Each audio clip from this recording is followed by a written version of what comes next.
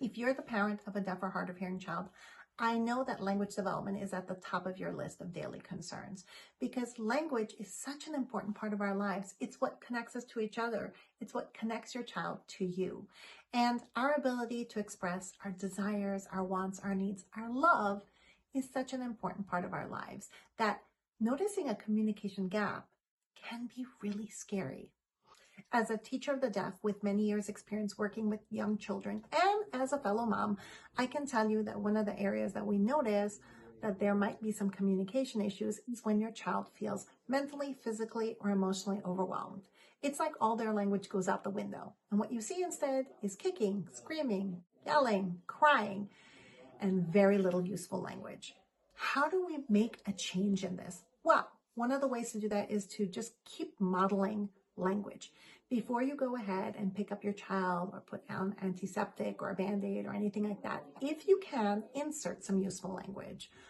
I see blood. It hurts. Ooh, I see it swelling. Give them some signs that they can use and associate with what's happening. I see you're mad. Do you feel upset? Ask questions. It's okay if your child doesn't repeat the signs or doesn't respond to the questions. It's okay. You're actually just modeling language. And honestly, in these situations, your child doesn't really want to pay attention to you, and that's okay. But here comes your second opportunity to model language.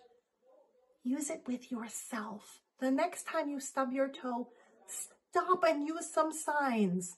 Oh, it hurts. I feel it swelling.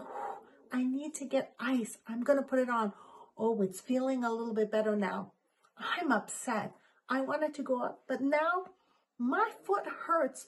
Ooh, self-talk is really important because your child is watching and learning every moment.